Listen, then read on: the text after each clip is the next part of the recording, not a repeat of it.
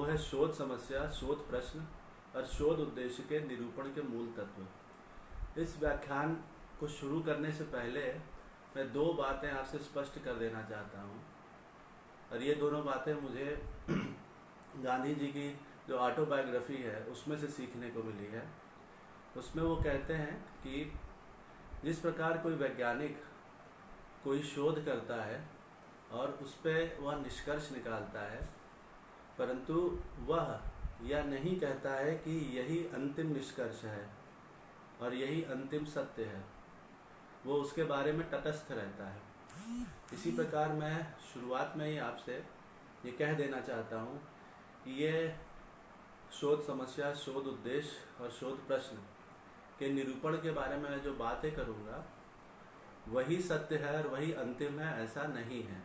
इसके कई तरीके हो सकते हैं, पर मेरे अनुसार मैंने जो परखा है वो जो तरीका है वो मैं आपको आज बताऊंगा। दूसरी बात फिर गांधी जी की ऑटोबायोग्राफी से ही मुझे मिलती है सीखने को, कि वो जो पैमाना है जिससे शोध को नापना चाहिए आपको और मुझको, अगर मैं उस पैमाने पर खुद को नापता हूँ तो मुझे तुलसीदास जी याद आते हैं जब वो कहते हैं मौसम कौन कुटिल खल कामी। तो इन दोनों बातों से मैं अपने इस व्याख्यान की शुरुआत करता हूँ। शोध समस्या, शोध प्रश्न और शोध उद्देश्य के निरूपण के मूल तत्व। हम देखते हैं कि जिस प्रकार ब्रह्मांड में सूर्य और पृथ्वी का परिक्रमण सुनिश्चित है, पृथ्वी पर जो भी प्राणी है उसका जीवन चक्र सुनिश्चित है, उसी प्रकार जो शोध है उसका भी उत्तरोत्तर वृद्धि वाला जीवन चक्र, जिसे अंग्रेजी में स्पाइरल थ्योरी ऑफ रिसर्च बोलते हैं, वह सुनिश्चित होता है। ये स्पाइरल होता है, ना कि साइक्लिकल होता है। इसको हिंदी में कहेंगे कुंडली आकार होता है, ना कि चक्राकार। ऐसा इसलिए है क्योंकि ये उत्तरोत्तर इसमें वृद्धि होती है, घूम फिर के वापस उसी स्थान पर चक्र की तरह नहीं पहुंचते हैं। तो ये जो जीवन चक्र है इसके कई चरण हैं। पहला चरण है, ये किसी विशेष क्षेत्र में अनिश्चितताओं या आवश्यकताओं या रिक्तियों के साथ ये प्रारंभ होता है। उनके अनुरूप फिर शोध प्रश्न, शोध समस्या और शोध प्रश्न का निर्माण होता है। फिर हम उसके अनुरूप शोध उद्देश्य बनाते हैं, फिर आंकड़ों के संकलन के उपकरण बनाते हैं, फिर आंकड़ों का संकलन कर उद्देश्य अनुरूप उसका विश्लेषण करते हैं और फिर निष्कर्ष निकालते हुए उस विषय क्षेत्र की अनिश्चितताओं, आवश्यकताओं और रिक्तियों को पूर्ण करते हैं। तो इस प्रकार हम देखेंगे जब हम वापस उस स्थान में पहुंचते हैं तो हम उससे एक कदम आगे बढ़ चुके होते हैं, जैसा कि स्पाइरल में होता है, कुंडली आकार में होता है। इसलिए इसे स्पाइरल थ्योरी ऑफ रिसर्च बोलते हैं, स्पाइरल लाइफ ऑफ रिसर्च बोलते हैं। अब ये यही जो इसकी स्पाइरल लाइफ है वो उसे वैज्ञानिक बनाती है। क्यों? क्योंकि इसी स्पाइरल जो लाइफ है इसकी, इसी में निश्चितता दिखती है, इसी में क्रमबद्धता दिखती है और इसी में परीक्षण दिखता है। तो जब ये तीनों चीज़ें किसी भी शोध में दिखती हैं तो वह शोध अपने आप वैज्ञानिक बन जाता है। यहाँ पे याद रखने वाली बात ये है कि कोई शोध वैज्ञानिक इसलिए नहीं बनता है क्योंकि उसका विषय क्षेत्र विज्ञान का होता है। वैज्ञानिक इसीलिए बनता है क्योंकि वह इस प्रक्रिया का पालन करता है। तो जैसा कि हमने देखा कि इस जीवन चक्र पे दूसरे और तीसरे जो चरण है उसमें शोध समस्या, शोध प्रश्न और शोध उद्देश्य का जिक्र है। इसलिए किसी भी शोध के लिए यह जानना आवश्यक हो जाता है कि किस प्रकार से शोध समस्या का, शोध प्रश्न का और शोध उद्देश्य का निरूपण यानी फॉर्मुलेशन किया जाए। तो सबसे पहले शोध समस्या के फॉर्मुलेशन की बात अगर हम करें तो शोध समस्या अगर हम देखें तो व्यापक तौर पे कोई भी विषय, कोई भी प्रश्न जिसका उत्तर आप खोजना चाहते हैं वह एक शोध समस्या बन सकता है, या कोई ऐसा अनुमान या कोई ऐसा कथन जिसको आप चुनौती देना चाहते हैं वो आपकी शोध समस्या बन सकता है। परंतु यहाँ पर ये भी ध्यान देने योग्य बात है कि हर एक प्रश्न शोध के लायक है कि नहीं है, शोध समस्या के बनने के लायक है कि नहीं है। ऐसे उदाहरण के तौर पर वैश्वीकरण का प्रभाव किस प्रकार जनजातीय समाज के घरेलू हिंसा में पड़ रहा है। अब इसको जानना बहुत ही कठिन कार्य है, क्योंकि इसमें कई अवधारणाएं जुड़ी हुई हैं। वैसे वैश्वीकरण अपने आप में बहुत बड़ी अवधारणा है, जनजातीय समाज और घरेलू हिंसा। अब इन सबको कैसे मिला के एक शोध समस्या बनाया जाए, ये बहुत ही कठिन कार्य होगा। इसलिए ये कहना कि सारे प्रश्न शोध समस्या बन सकते हैं एक अतिशयोक्ति होगी। एक नया जब कोई शोधार्थी बनता है तो उसको यह लगता है कि एक समस्या का निर्माण कार्य बहुत ही सरल होगा, परंतु ऐसा होता नहीं है, क्योंकि यह एक शोध प्रक्रिया जो निश्चित है, क्रमबद्ध है, उसके थ्रू उसको गुजरना होता है और जो गहन ज्ञान की मांग करती है। तो एक शोध समस्या का महत्व क्या है, इसको समझाने के लिए कुमार ने 2017 में शोध समस्या को या पूरी शोध को एक रूपक के माध्यम से समझाया था। वो कहते हैं कि एक शोध जो होती है वो यात्रा के समान होती है, ट्रैवल के समान होती है, और एक शोध समस्या है वह किस जगह पे आपको यात्रा करनी है, मंजिल क्या है, वह आपको बताती है। तो शोध समस्या एक यात्रा में मंजिल की तरह है। अगर आपको मंजिल का पता ही नहीं मालूम है, आपको जाना कहाँ है, तो आप छोटा रास्ता क्या है, लंबा रास्ता क्या है, ये जान ही नहीं पाएंगे। इसलिए अगर आपको शोध समस्या ही नहीं मालूम है तो आप अपना शोध कर ही नहीं पाएंगे। दूसरा रूपक कार्लिंगर 1986 में देते हैं। वो कहते हैं कि अगर शोध एक इमारत को बनाने का कार्य है तो शोध समस्या उसकी नींव है। अब उसकी नींव कैसी है, वह उसी नींव के आधार पर यह निश्चित होगा कि वह इमारत कैसी बनेगी, उसकी संरचना कैसी होगी। उसी प्रकार शोध समस्या के ही आधार पर यह निश्चित होता है कि आपकी शोध के प्रकार होंगे क्या, आपका शोध में किन आंकड़ों की जरूरत पड़ेगी। सब कुछ शोध समस्या पर ही निर्भर होता है, इसलिए यह बहुत ही महत्वपूर्ण होती है। इसलिए अगर आप एक अच्छे अध्ययन की आशा करते हैं तो आपके मन में एक स्पष्ट विचार होना चाहिए कि आप क्या ढूंढना चाहते हैं। ये नहीं होना चाहिए कि आपको क्या ढूंढना चाहिए, क्योंकि शोध आपको करनी है तो आप यह निश्चित करें कि आपको क्या ढूंढना है, यह ना निश्चित करें कि आपको क्या ढूंढना चाहिए। तो एक जैसा कि इन दोनों रूपकों से ये साबित हो रहा है कि शोध समस्या जो है वह शोध के हर चरण में एक भूमिका निभाती है, चाहे वह शोध के प्रश्न बनाना हो, शोध के उद्देश्य बनाना हो, या शोध के प्रकार तय करना हो, फिर शोध से संबंधित आंकड़ों का संकलन कैसे आंकड़ों का संकलन करना है, उन आंकड़ों का विश्लेषण कैसे करना है, निष्कर्ष कैसे लिखना है, सब कुछ तय शोध समस्या करती है।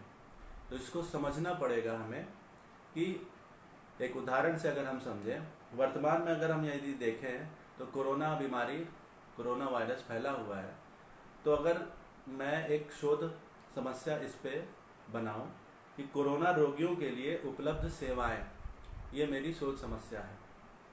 अब इस पे मैं विषय क्षेत्र है मेरा ये, अब इस पे मैं किस तरह की शोध समस्या बनाऊंगा, वही मेरे शोध का प्रकार, शोध के आंकड़ों को तय करेगा। जैसे यदि आप इस बात पर केंद्रित हैं कि कोरोना वायरस के लिए किस प्रकार की सेवाएं उपलब्ध हैं, तो यह एक वर्णनात्मक शोध बन जाएगा। यदि आप इन सेवाओं के उपयोग का स्तर, अर्थात इन सेवाओं का उपयोग करने वाले लोगों की संख्या आदि को जानना चाहते हैं, तो यह गणनात्मक शोध का प्रकार बन जाएगा। यदि आप इन सेवाओं के उपयोग के स्तर को रोगियों के व्यक्तिगत लक्षणों के संबंध में निर्धारित करना चाहते हैं, तो यह सहसंबंधात्मक कोरिलेशनल रिसर्च बन जाता है। इसी प्रकार यदि आपका उद्देश्य इन सेवाओं की प्रभावशीलता ढूंढने का है तो यह अध्ययन फिर से सह संबंध में वर्गीकृत किया जा सकता है। तो आपने देखा कि एक विषय क्षेत्र में मैं जो भी शोध समस्या को चुन रहा हूँ उसी के अनुसार ही शोध का प्रकार बन जा रहा है। तो अब इस शोध की यात्रा में हम सम्मिलित होते हैं और पहला पड़ाव हमें करना है कि शोध की समस्या का चुनाव किस प्रकार करें। तो सबसे पहले हमें शोध समस्या के स्रोत ढूंढने पड़ेंगे कि हम शोध समस्या को बनाने के लिए कहाँ कहाँ तलाशें, कौन कौन से स्रोत।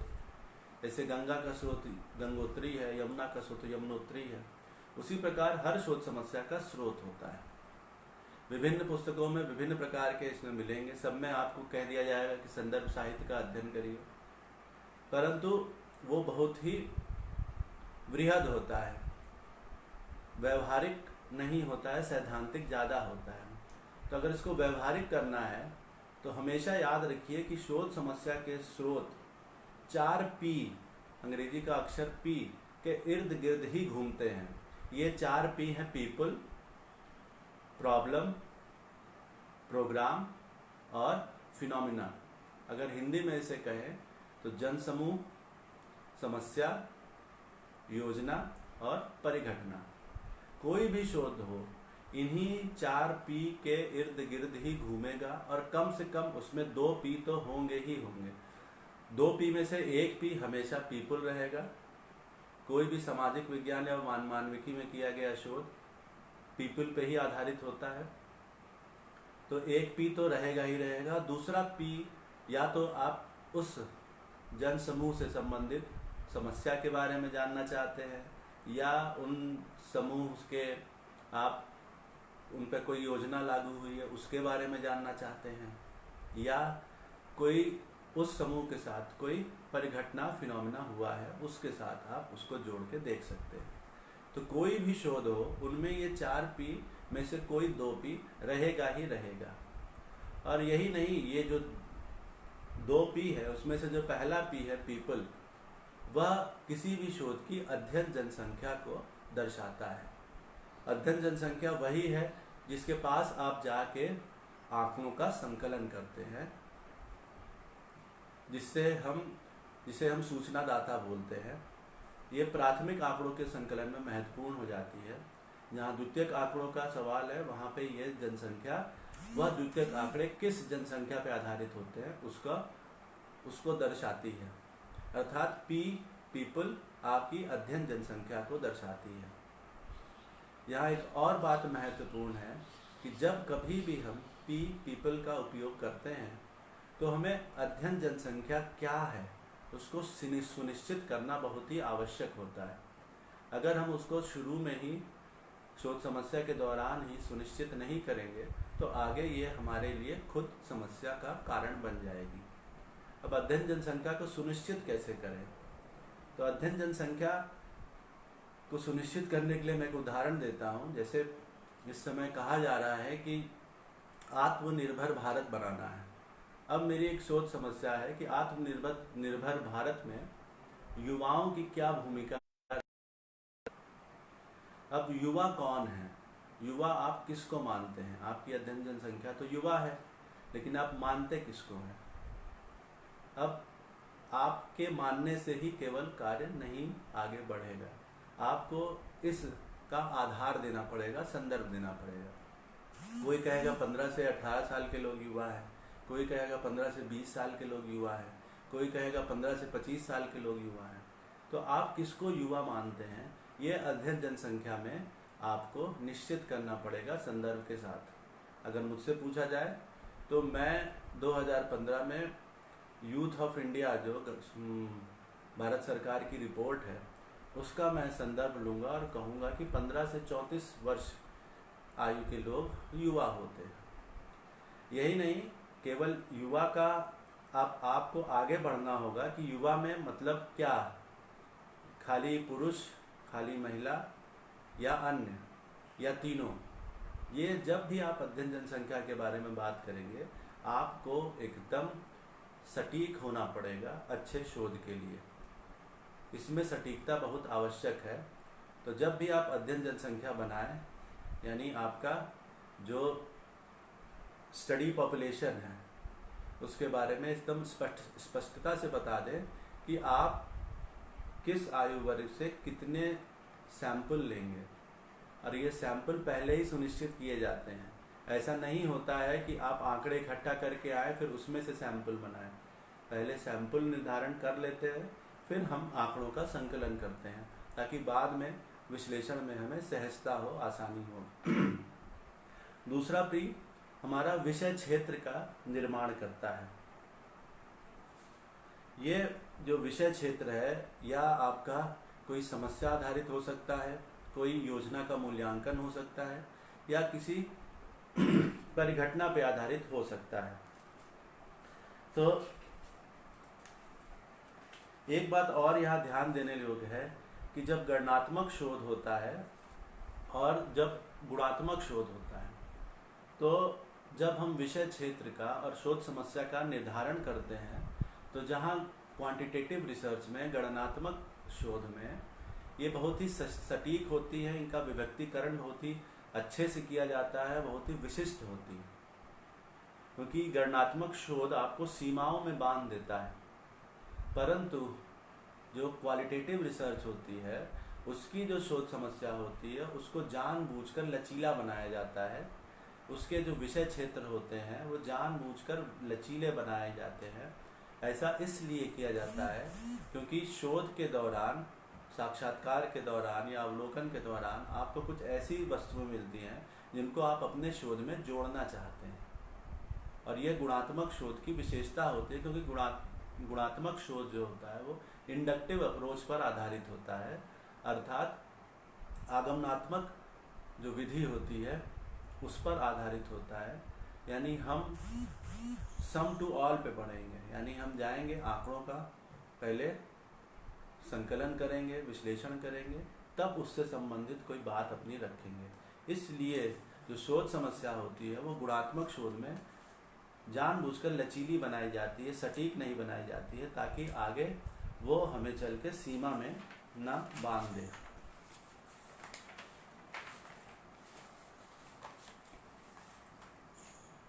अब नेक्स्ट आता है शोध समस्या का चयन किस प्रकार किया जाए।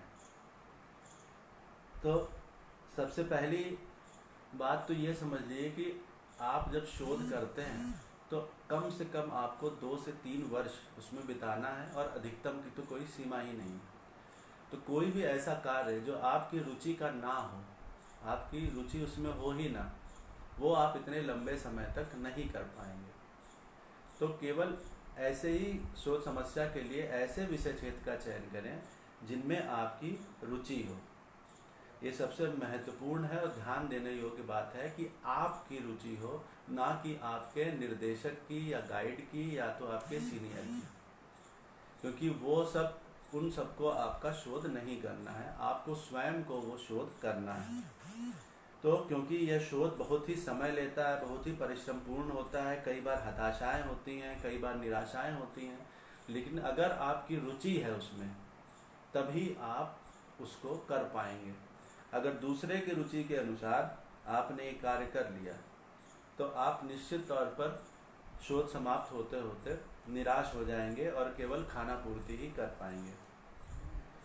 शोध समस्या का चयन में जो दूसरी ध्यान देने वाली बात है कि ऐसे विषय क्षेत्र का चयन करें जिसके बारे में आपके पास पर्याप्त ज्ञान हो। ऐसा नहीं होता है कि आप शोध समस्या का चयन कर लें, बाद में उसमें पढ़ें। पहले पढ़ लें, फिर उसमें रुचि बनाएं, फिर उस पर अपनी शोध समस्या का निर्माण करें। ऐसा इसलिए है कि अगर आपके पास पर्याप्त ज्ञान नहीं होगा तो उस शोध समस्या को आप मूर्त रूप यानी प्रलेखन करके स्थापित नहीं कर पाएंगे। तो आपको कोई विषय किसी दिन बहुत अच्छा लगता है या किसी अन्य से आपको सुझाव प्राप्त होता है, आपकी रुचि उसमें आ जाती है, तो अचानक से उसे शोध समस्या नहीं बना ली जाती। जिसमें आपकी रुचि है पहले उस पर पर्याप्त ज्ञान ले लें, उस पर जो ऑथेंटिक किताबें हैं, जो उस पर शोध हुए हैं, उसको पढ़ लीजिए। क्योंकि ऐसा नहीं करते हैं तो जब एक शोध में आप जब प्री रजिस्ट्रेशन सेमिनार जब देने जाते हैं तो उस विषय के जो विशेषज्ञ उस सेमिनार में, उस प्री रजिस्ट्रेशन सेमिनार में जब बैठे रहते हैं आपके सामने, तो वो आपसे कुछ मूलभूत सवाल पूछते हैं। और क्योंकि वो आपके पास उसका पर्याप्त ज्ञान नहीं होता है, आप वहाँ पे ब्लैंक हो जाते हैं, मूक हो जाते हैं। तो इस बात का ध्यान रखिए कि जिस क्षेत्र में आपके पास पर्याप्त ज्ञान हो, अगर नहीं है तो पहले पर्याप्त ज्ञान अर्जित कर लें, तब उस क्षेत्र में जाएं। तीसरा है शोध समस्या के चयन में जो तीसरी प्रमुख बात है वो है अवधारणाओं का स्पष्टीकरण। खास तौर से जब आप क्वालिटेटिव रिसर्च करते हैं तो क्वांटिटेटिव रिसर्च करते हैं, तो आपको ये ध्यान देना होता है कि जो भी अवधारणा आपने उपयोग में लाई है उसका मापन कैसे करेंगे। जैसे उदाहरण के तौर पर आप गरीबी पर कार्य करना चाहते हैं, तो गरीबी के मापन के अनेक पैमाने हैं। जैसे एक पैमाना है मल्टी डायमेंशन पॉवर्टी इंडेक्स, तो उसके बारे में आपको कैसे उपयोग में लाएंगे, कैसे उसका विश्लेषण करेंगे, पर्याप्त ज्ञान होना चाहिए। जैसे आप शिक्षा के क्षेत्र में काम करना चाहते हैं, तो शिक्षा के क्षेत्र में annual school educational report ASER हर साल एक रिपोर्ट देती है। उसमें कई तरीके हैं शिक्षा को मापने के, शिक्षा के स्तर को, विद्यार्थी के शैक्षणिक स्तर को मापने हेतु, तो आप उसका उपयोग करेंगे। जैसे आपको जीवन गुणवत्ता नापना है तो क्वालिटी ऑफ लाइफ स्केल बनी हुई है, उसका आप उपयोग करेंगे। तो जब भी आप गणनात्मक अनुसंधान करते हैं, शोध करते हैं, क्वांटिटेटिव रिसर्च करते हैं, तो उन अवधारणाओं को स्पष्ट करिए कि आप कैसे उसको मापेंगे। इसी प्रकार अगर आप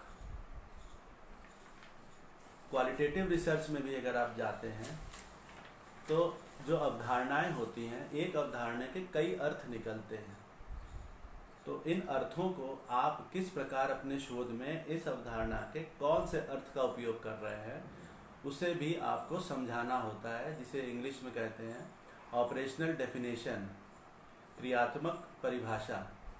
उसके अंतर्गत आप बताते हैं कि ये जो अवधारणा आप उपयोग में ला रहे हैं उसका आप किस तरह से शोध में उपयोग करेंगे।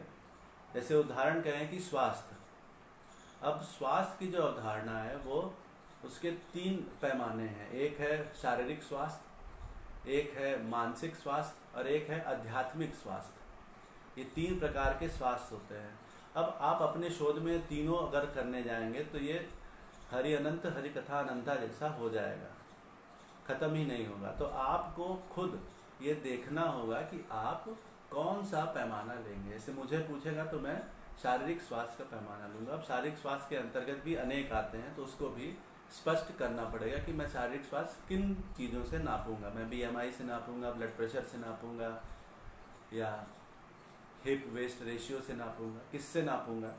ये जो शोधार्थी होता है उसका व्यक्तिगत निर्णय होता है और उस पर वो संदर्भ आधारित अपने आप को डिफेंड करता है जब भी उस पर प्रेजेंटेशन देता है।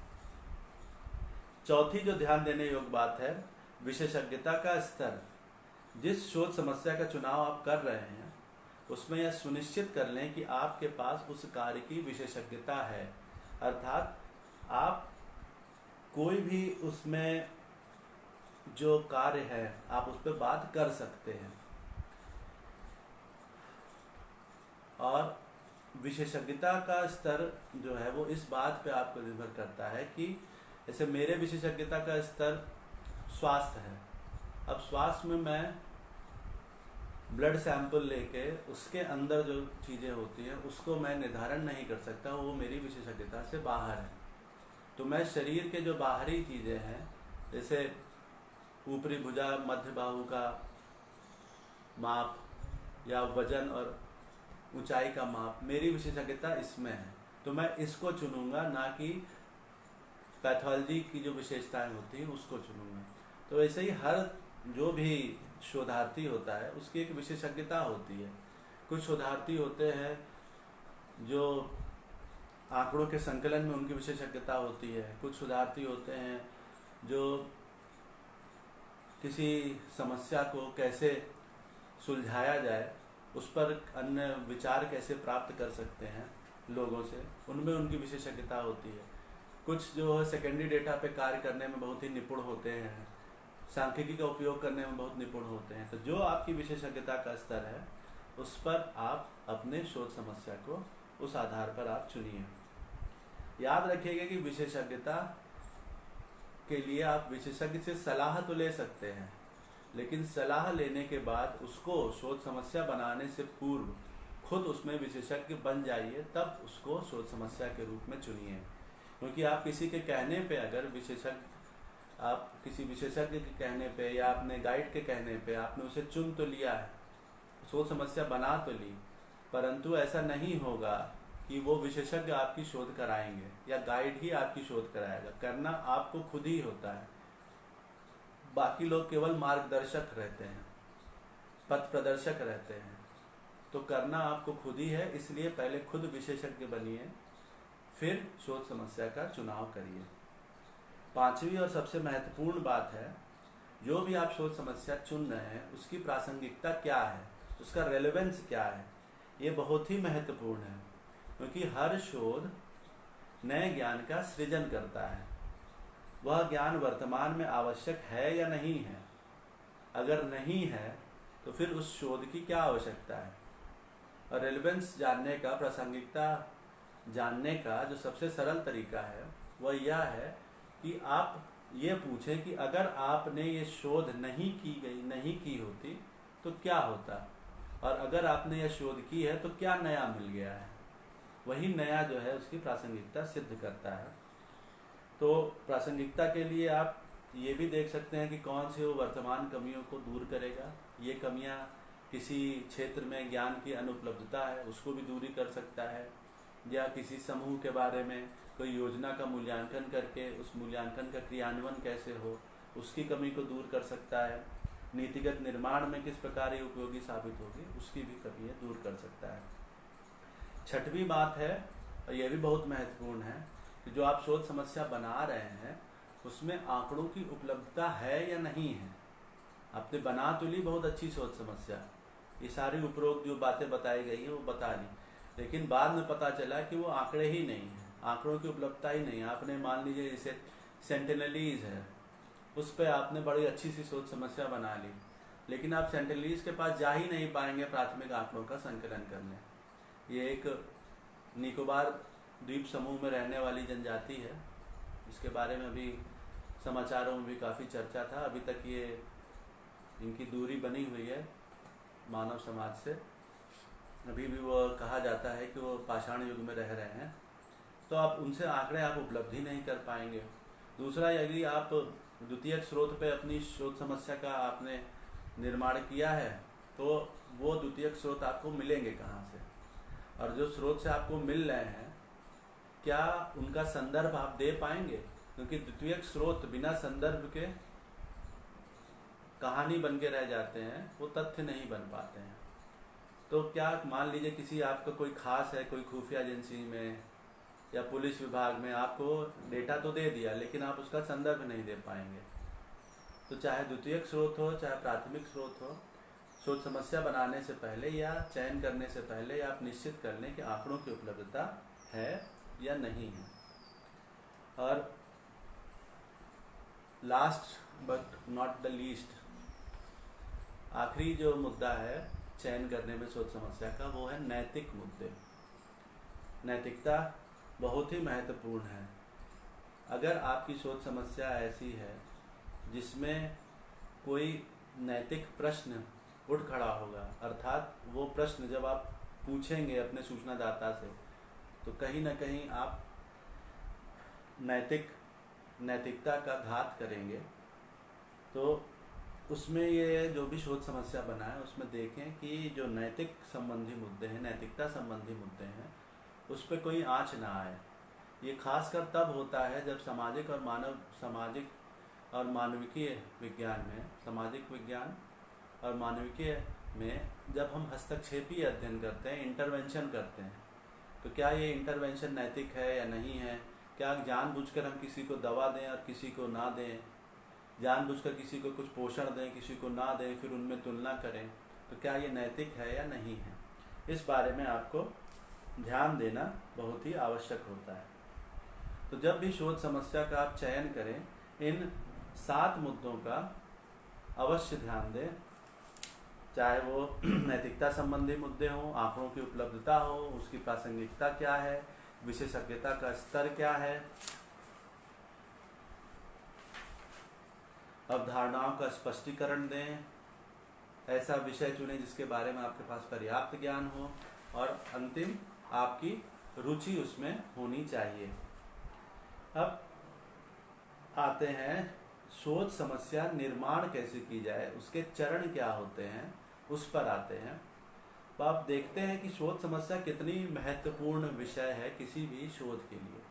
लेकिन जब आप किताबें ढूंढते हैं तो बहुत ही कम किताबें ऐसी मिलती हैं जिनमें शोध समस्या के निर्माण के बारे में चर्चा की गई कि किस प्रकार से शोध समस्या का निर्माण किया जाए और उसमें क्या क्या चरण होते हैं।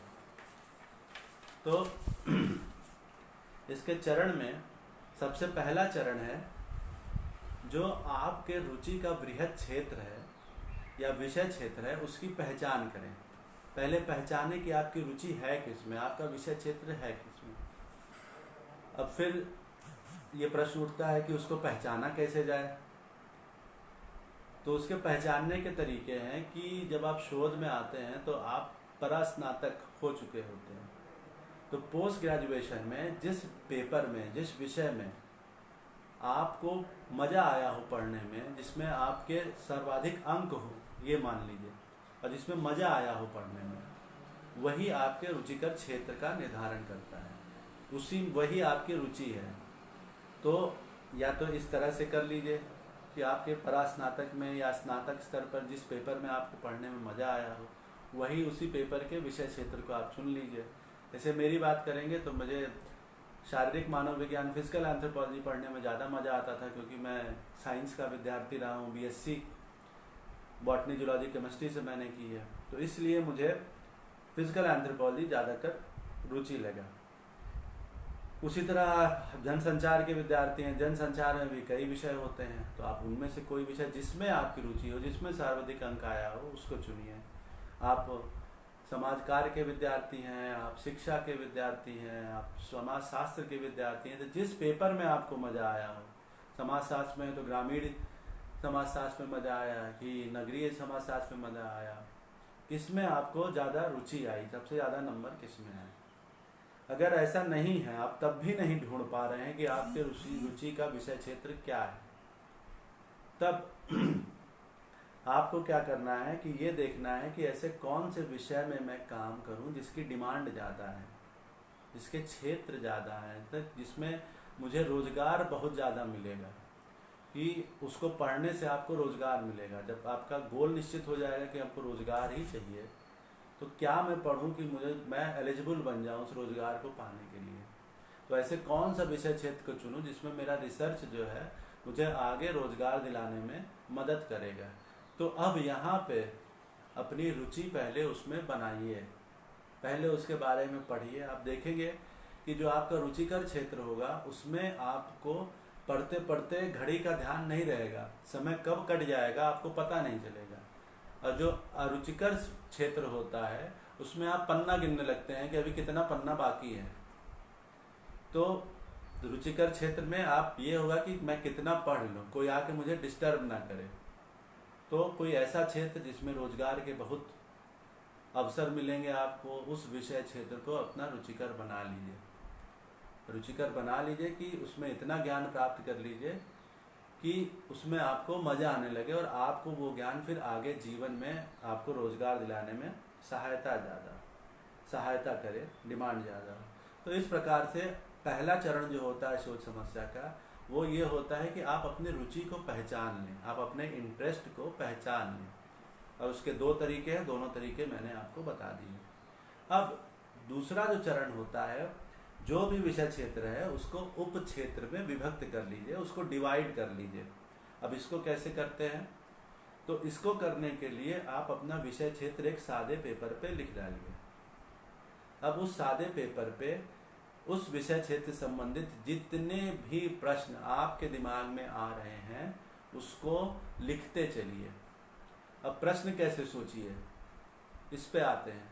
तो उस विषय क्षेत्र, वो विषय क्षेत्र एक व्यक्ति को कैसे प्रभावित करेगा, वो विषय क्षेत्र एक परिवार को कैसे प्रभावित करेगा, वो विषय क्षेत्र एक समाज को कैसे प्रभावित करेगा, या वो विषय क्षेत्र पे सरकार द्वारा क्या कार्य किया जा रहा है, उस विषय क्षेत्र पे गैर सरकारी संगठन द्वारा क्या कार्य किया जा रहा है, उस विषय क्षेत्र पे मीडिया क्या कार्य कर रही है, उस विषय क्षेत्र पे जो सिटीजन्स हैं, नागरिक हैं, वो क्या कार्य कर रहे हैं। ये दिमाग में लाइए और एक सादे पेपर पे लिखते चलिए जब तक कि आपका दिमाग अब खाली ना हो जाए। तो पहला चरण है अपने रुचि के क्षेत्र जानिए, दूसरा चरण है उस क्षेत्र को उप क्षेत्रों में विभक्त करें।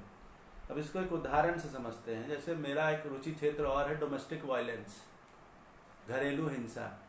अब घरेलू हिंसा के बारे में मैं उसका उप क्षेत्र बनाना मैं प्रारंभ करता हूँ। तो एक हो सकता है घरेलू हिंसा के शिकार जो होती है उनका विवरण, घरेलू हिंसा करने वालों का विवरण, घरेलू हिंसा के कारण, घरेलू हिंसा के स्तर, परिवार पर घरेलू हिंसा का प्रभाव, घरेलू हिंसा का बच्चों पर प्रभाव, घरेलू हिंसा के शिकार व्यक्तियों के लिए उपलब्ध सेवाएं क्या क्या हैं, समुदाय में घरेलू हिंसा का स्तर क्या है, उन परिवारों का विवरण जहां घरेलू हिंसा होती है, उन समाज का वर्णन जहां घरेलू हिंसा होती है। इस प्रकार से अनेक उप क्षेत्रों में मैं घरेलू हिंसा को बांट सकता हूँ।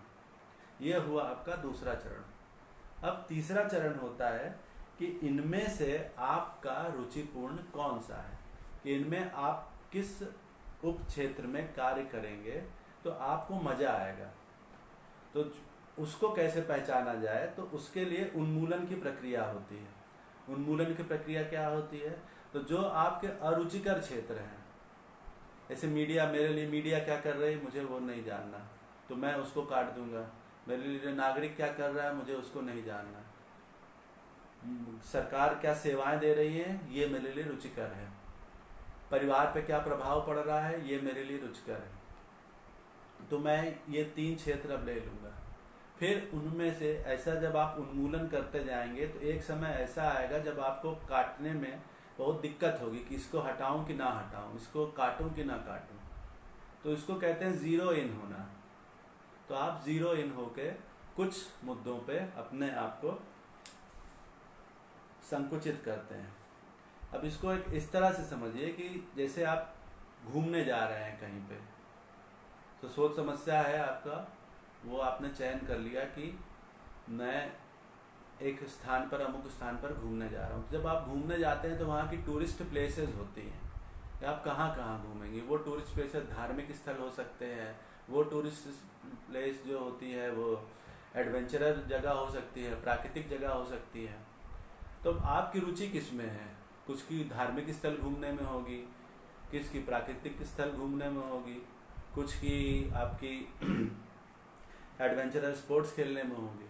तो ये उसी प्रकार है कि आपकी रुचि किस में है, आप वो क्षेत्र चुन लीजिए और स्वयं आप चुनिए जिसकी आपकी रुचि है।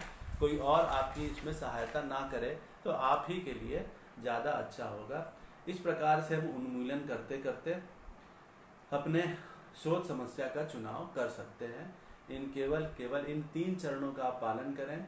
सबसे पहले अपने रुचि का विषय क्षेत्र, अगर आपको अपनी रुचि नहीं मालूम है तो परास्नातक में जाएं, वहाँ से भी नहीं समझ में आ रहा है तो आगे रोजगार उपलब्ध क्या है उसमें से कोई एक रुचिकर क्षेत्र ढूंढ के उस पर पर्याप्त ज्ञान ले लें, फिर उसको उप क्षेत्रों में बांटें। उप क्षेत्रों में से जो आपके रुचिकर है उसको उन्मूलन प्रक्रिया द्वारा चुन लें। तो इस प्रकार से आप एक अच्छी शोध समस्या का चुनाव कर सकते हैं। याद रखिएगा, जब भी आप इस तरह से उन्मूलन करते चलेंगे तो अंत में आपको खुद ही अंदर से भाव आएगा कि हाँ, ये जो सोच समस्या है मैं इस पे आसानी से कार्य कर सकता हूँ, मैं इस पे आंकड़ों को जल्दी से उपलब्ध करके इस पे विश्लेषण करके निष्कर्ष भी आसानी से निकाल सकता हूँ। तो वो जब आपके अंदर भाव आने लगेगा, इसे यूरेका फीलिंग कहते हैं, जो आर्किमिडीज को हुई थी, वो जब उत्साह आने लगेगा तब आप समझ जाइए कि आपने शोध समस्या का चुनाव कर लिया। नहीं तो आपको यही लगेगा कि दूसरे के कहने पे मजबूरी में आपने शोध समस्या किया, और मजबूरी बहुत देर तक 3-4 साल इतने साल तक आप कर नहीं पाएंगे जब तक आपकी रुचि ना हो। तो अब इस प्रकार आप फॉर्मुलेशन कर सकते हैं रिसर्च प्रॉब्लम का। रिसर्च प्रॉब्लम जब भी लिखी जाती है, अगर सिनॉप्सिस में आप लिख रहे हैं तो उसको लिखेंगे करूँगा, मैं इस सोच समस्या का चुनाव किया गया, इस भाषा में लिखा जाता है। परंतु जब आप शोध में इसको करते हैं तो उसको पास्ट टेंस में लिखते हैं, भूतकाल में लिखते हैं, किया गया था, चुनाव किया गया था। ये भाषा में अंतर हो जाता है जब आप सिनॉप्सिस लिखते हैं और जब आप रिसर्च लिखते हैं, क्योंकि सिनॉप्सिस में आप ये बताते हैं कि आप क्या करेंगे और रिसर्च में आप ये बताते हैं कि आपने क्या किया। तो दोनों की भाषा, लिखने की शैली अलग हो जाती है, इस बात का ध्यान रखिएगा। और रिसर्च प्रॉब्लम हमेशा कथन के रूप में लिखी जाती है। अब रिसर्च प्रॉब्लम जब निश्चित हो गई तो अब हम उस रिसर्च प्रॉब्लम के अंतर्गत रिसर्च क्वेश्चन, शोध प्रश्न बनाने का कार्य शुरू करते हैं। अब शोध प्रश्न जो होता है वह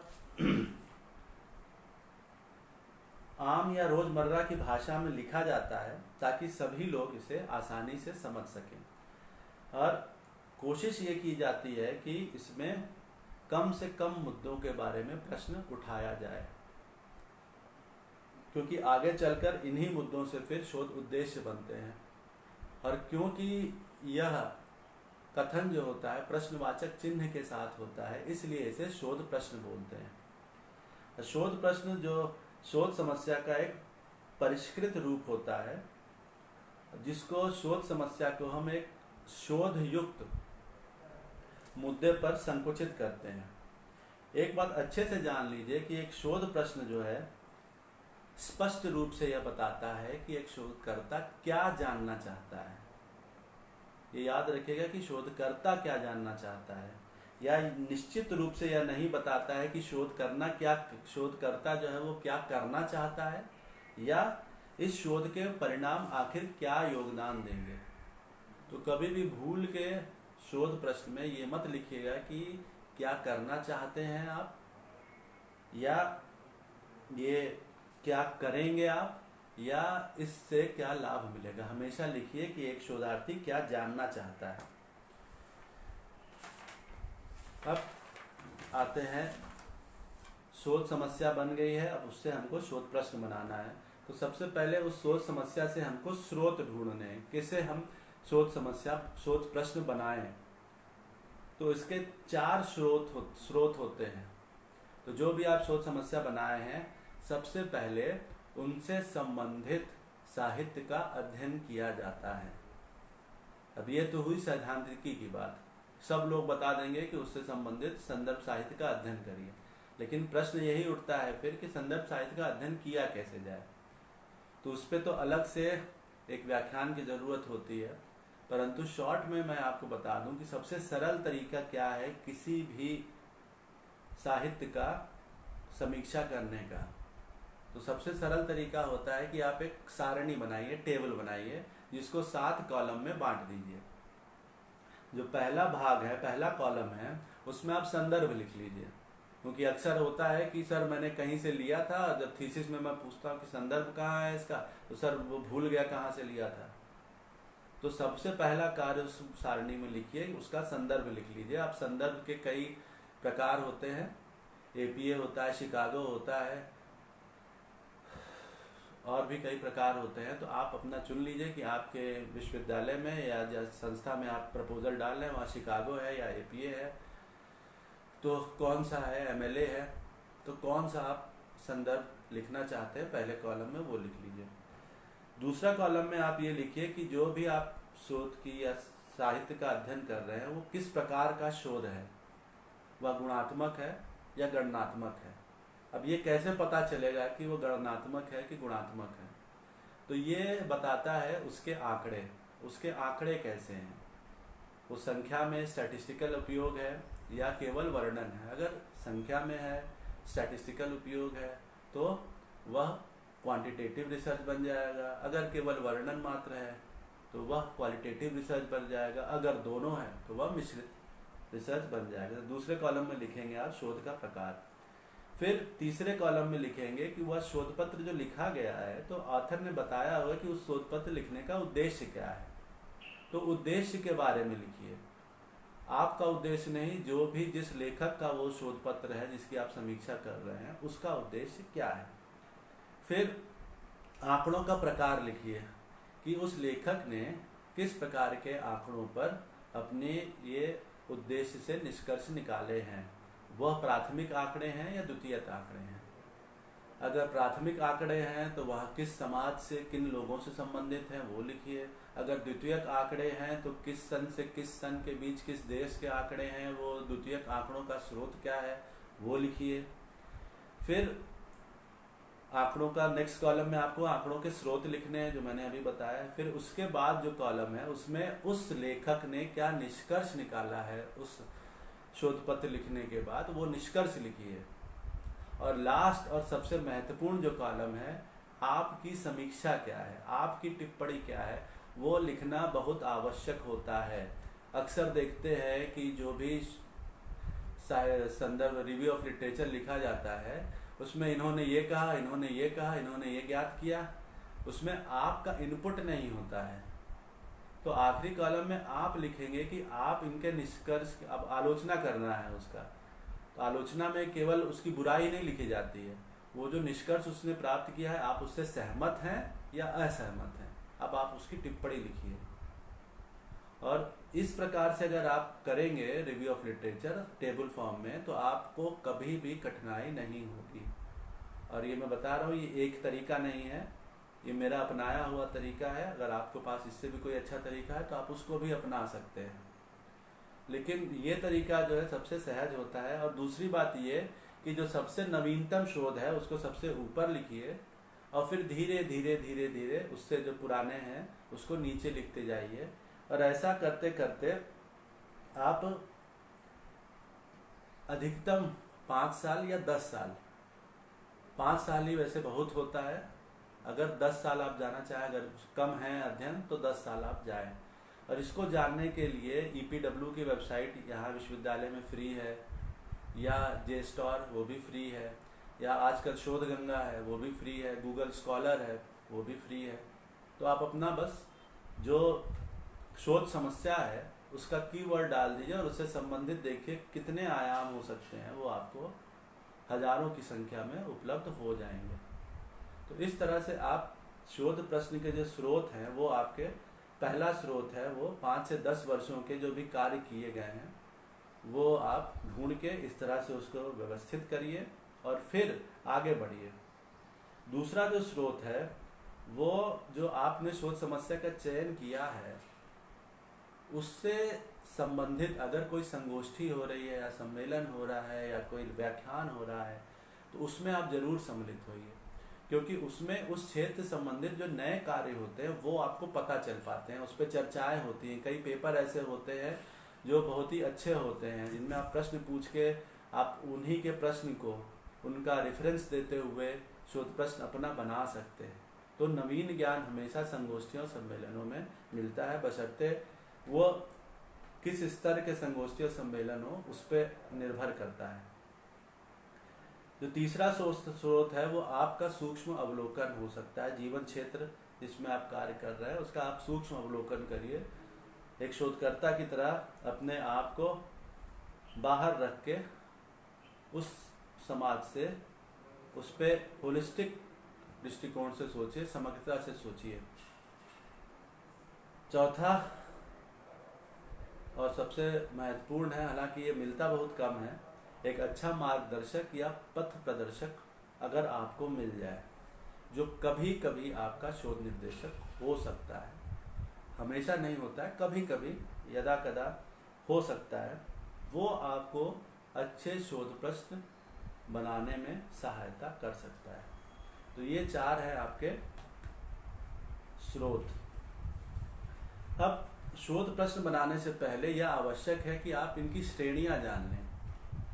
तो आप कई किताब में कई प्रकार की श्रेणियां पाएंगे, लेकिन मुझे जो सही लगता है वो है न्यूमन ब्लैक 2000 में उन्होंने दी थी कि शोध प्रश्न जो है वह 2 प्रकार के होते हैं, एक होता है वर्णनात्मक, एक होता है विश्लेषणात्मक।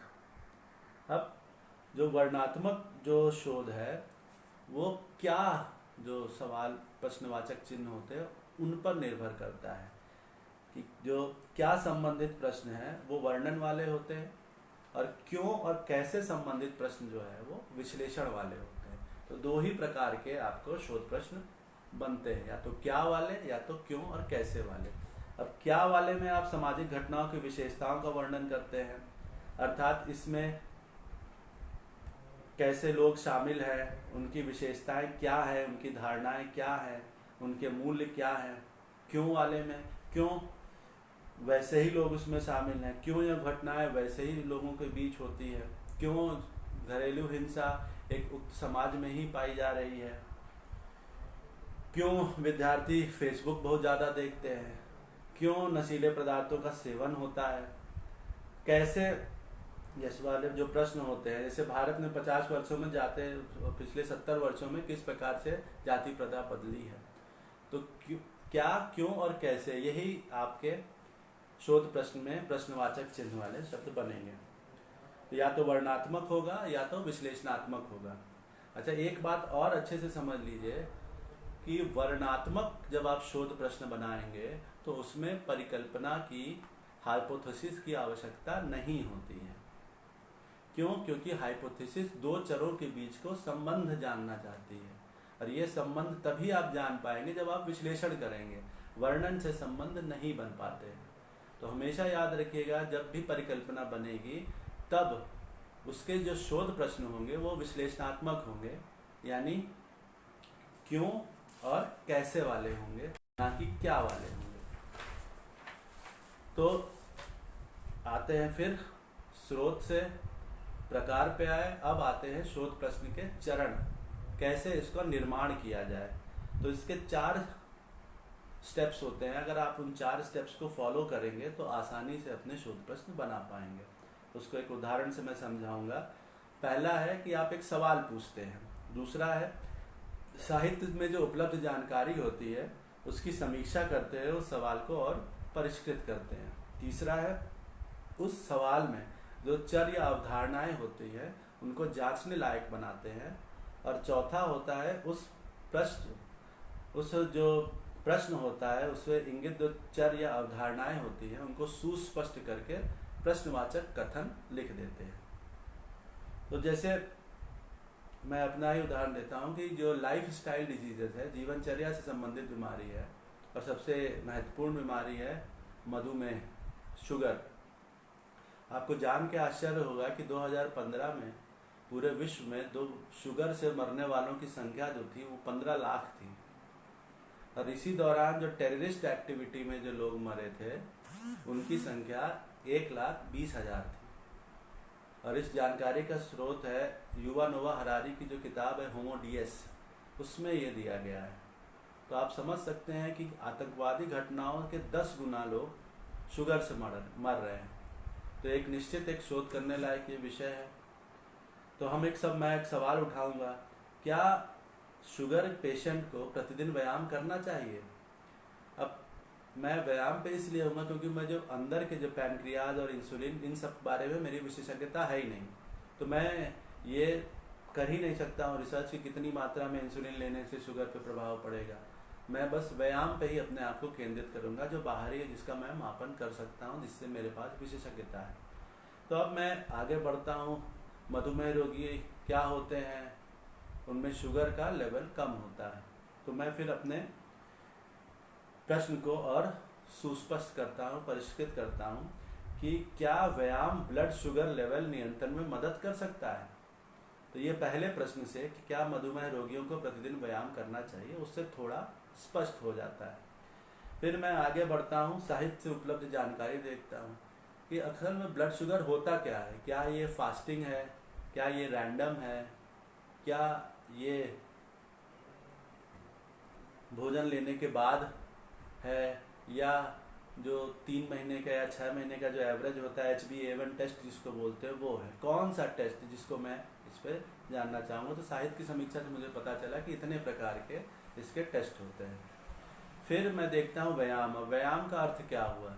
स्विमिंग करना, टहलना, जिम जाना, योगासन करना, क्या हुआ। तो इनमें से मैं अपने आप को फिर तीसरे चरण में ले जाता हूँ, तो उन अवधारणाओं को जांचने लायक बनाता हूँ कि मेरा जो ध्येय है वो ये होगा कि फास्टिंग, सुबह सुबह जो 8 घंटे भोजन अगर खाली पेट रहता है उस समय जो हम ब्लड से शुगर का पैमाना लेते हैं वो मैं आधार बनाऊंगा, और व्यायाम का अर्थ होगा 1 घंटा चलना, जो 1 घंटा रोज चल रहा है उसको।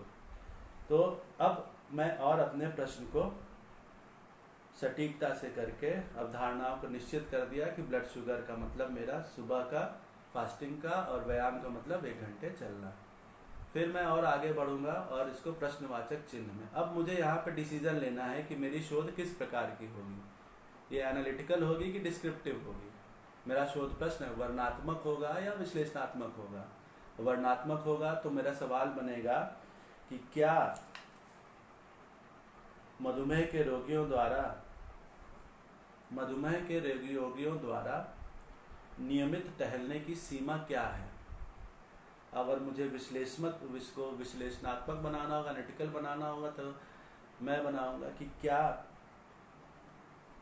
जो शुगर का लेवल है फास्टिंग में वह क्या 1 घंटे टहलने से प्रभावित होता है, कैसे, क्यों प्रभावित होता है या कैसे प्रभावित होता है। तो मैं 2 ग्रुप बनाऊंगा, जो 1 घंटे टहलता है, जो 1 घंटे नहीं टहलता है, और दोनों का फास्टिंग का मैं रिजल्ट लूँगा, फिर उसको टी टेस्ट से एनालाइज करके अपनी बात लिखूँगा। तो इस प्रकार से हम कर सकते हैं। इसी प्रकार फेसबुक पे लाइव हम लोग चल रहे हैं, तो इससे संबंधित आपको कोई शोध प्रश्न बनाना है तो पहले मेरे दिमाग में आएगा क्या इंटरनेट विद्यार्थियों के अकादमिक प्रदर्शन पर प्रभाव डालता है। फिर मैं साहित्य पढ़ूंगा, समीक्षा पढ़ूंगा, फिर देखूंगा इंटरनेट मतलब बहुत बृहद होता है, तो इंटरनेट को मैं डिफाइन करूंगा। सोशल मीडिया अकादमिक प्रदर्शन पर प्रभाव डालता है। फिर क्या फेसबुक विद्यार्थियों के अच्छे अंक लाने, फिर मैं और आगे बढ़ूंगा, सोशल मीडिया में ट्विटर आता है, व्हाट्सएप आता है, सारी चीज़ें आती हैं। तो फिर मैं आगे बढ़ता हूँ, मैं फेसबुक पे अपना ध्यान केंद्रित करता हूँ कि क्या फेसबुक विद्यार्थियों को अच्छे अंक लाने में सहायता करता है। और फिर लास्ट में अगर मुझे इसको वर्णनात्मक बनाना है या विश्लेषणात्मक बनाना है तो स्पेसिफिक करूँगा क्या प्रतिदिन 1 घंटा फेसबुक का उपयोग करने से स्नातक विद्यार्थी अच्छे अंक लाने में सफल होते हैं, या कैसे फेसबुक का प्रतिदिन 1 घंटा उपयोग विद्यार्थियों को अच्छे अंक लाने में सहायता करता है। तो आपको कैसे बनाना है शोध प्रश्न, विवरणात्मक या विश्लेषणात्मक, ये आपको जानना होगा। अच्छा, इसके बाद भी अगर हम देखें तो शोध प्रश्न का जब आपने निर्माण कर लिया तो विलियम्स और विल्किंस ने 2007 में अपने शोध प्रश्न को परखने के लिए एक टेस्ट बनाया था जिसको सो व्हाट टेस्ट बोलते हैं, जिसका एक्रोनिम है फाइनर, FINER। अब ये शोध प्रश्न को आपको परखना होगा, यानी जहाँ पे F जो है वो फीजिबल होता है, यानी जो आपने शोध प्रश्न बनाया है वो संभव है उसका उत्तर ढूंढना या नहीं। यहाँ I का मतलब होता है इंटरेस्टिंग, रुचिपूर्ण, और N का मतलब होता है नोवेल्टी, नवीनता, E का मतलब होता है इथिकल, और R का मतलब होता है रेलेवेंस। तो हमें ये देखना होता है कि जो आपने शोध प्रश्न बनाया है वो आपके पास जो उपलब्ध वित्तीय आपके पास साधन है या समय का साधन, उस दौरान आपको पूरा कर पाएंगे कि नहीं, संभव हो पाएगा या नहीं। फिर रुचिपूर्ण है कि नहीं, यहाँ पे रुचिपूर्ण का अर्थ केवल शोधकर्ता के लिए नहीं, रुचिपूर्ण जो उसके पढ़ने वाले हैं, जो उसको सुनने वाले हैं, उसके लिए रुचिपूर्ण है कि नहीं। कैसे होता है कि आप कोई जब अखबार का आलेख पढ़ते हैं उसकी हेडिंग देख के ही आप अंदर का पढ़ना है कि नहीं पढ़ना है या सुनिश्चित कर लेते हैं। तो अगर शोध प्रश्न इतना रुचिपूर्ण हो कि उसको पढ़ने वाला वो सामने कह रहे इसका उत्तर क्या होगा, जरूरी है जानना, तो इस टेस्ट से उसको गुजरना होता है। फिर उसमें कुछ नवीनता है कि नहीं है। नवीनता कैसे परखेंगे, तो यह जो उपलब्ध ज्ञान है उसके सत्यापन कर रहा है या उसमें कुछ जोड़ रहा है या उसकी आलोचना कर रहा है, खंडित कर रहा है, इसको हम समझ के उस शोध प्रश्न को बना सकते हैं। इथिकल नैतिक मुद्दे उसमें सम्मिलित होंगे, क्योंकि वो जो सिनॉप्सिस होती है, वो शोध प्रश्न जो होते हैं वो नैतिक समिति से पास होता है, उसको जब आंकड़े संकलित करते हैं तो उसमें बहुत सारी नैतिकताएं जुड़ी होती हैं जो शोधकर्ता से भी जुड़ी होती है और सूचनादाता से भी जुड़ी होती है।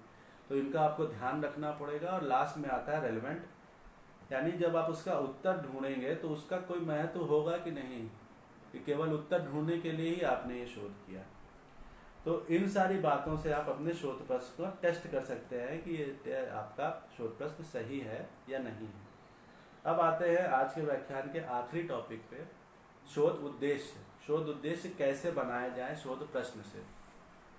जहाँ शोध प्रश्न जो होता है वो एक प्रश्नवाचक चिन्ह में क्यों, कैसे और क्या पर आधारित यानी ये शब्द आने चाहिए, उसी प्रकार जो शोध उद्देश्य होता है वह एक क्रियात्मक कथन होता है, अर्थात उसमें क्रिया आनी आवश्यक होती है, एक वर्ब आना जरूरी होता है। और यह आवश्यक है और ये अच्छा माना जाता है कि एक उद्देश्य एक ही बारे में, एक ही विषय के बारे में चर्चा करे।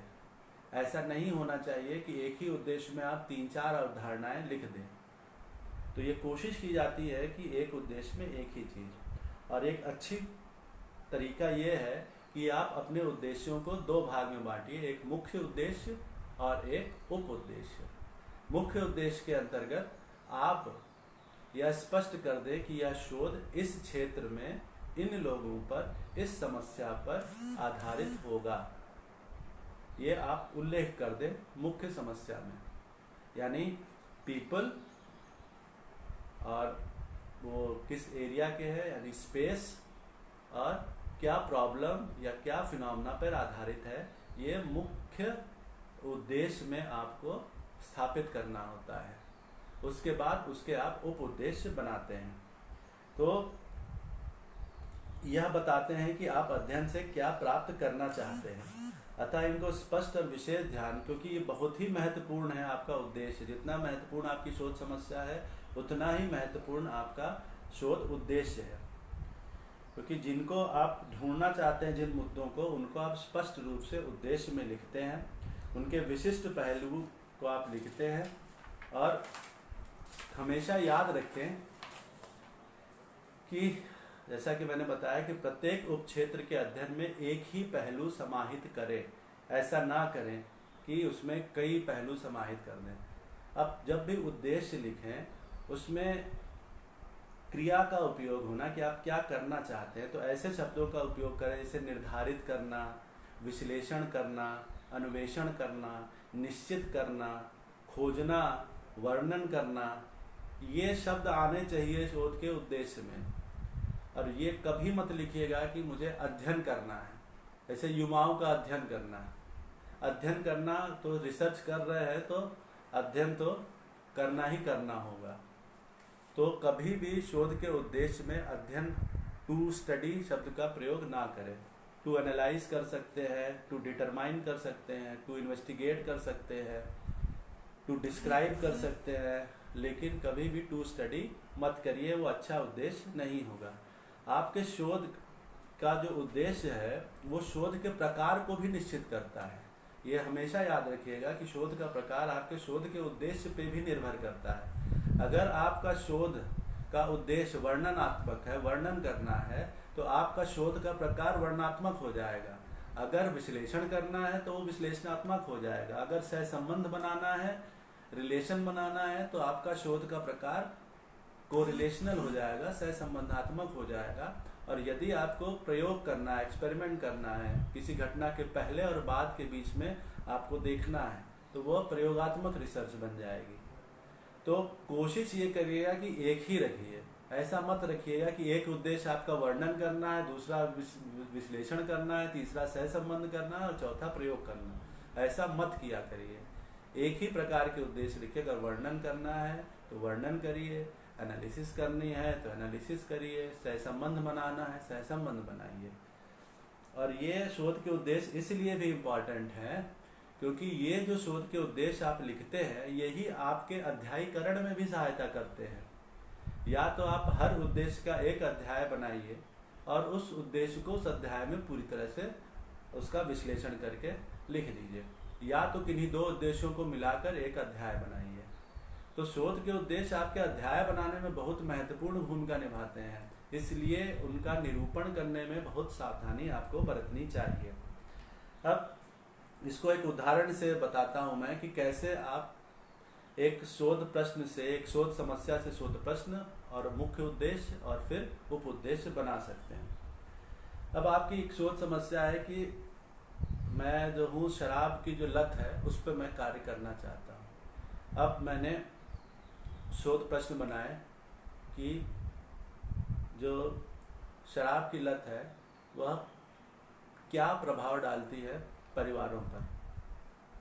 अब मैं जो अपना जो स्टेप्स मैंने बताया है मैं उसको स्टेप्स लूँगा, उसको उप क्षेत्र में बांटूंगा और मुख्य विषय क्षेत्र है शराब की लत। दूसरा जो चरण होता है अब उस क्षेत्र का मैं विभाजन करूँगा।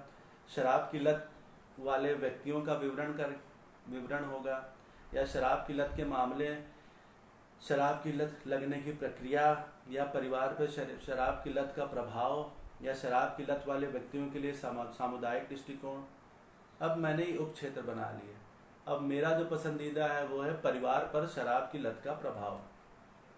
अब मैं इससे संबंधित मैं प्रश्न उठाऊंगा। परिवार मतलब वैवाहिक संबंध में क्या प्रभाव पड़ रहा है, बच्चों पर क्या प्रभाव पड़ रहा है और वित्तीय स्थिति जो परिवार की है वो कैसे पड़ रही है।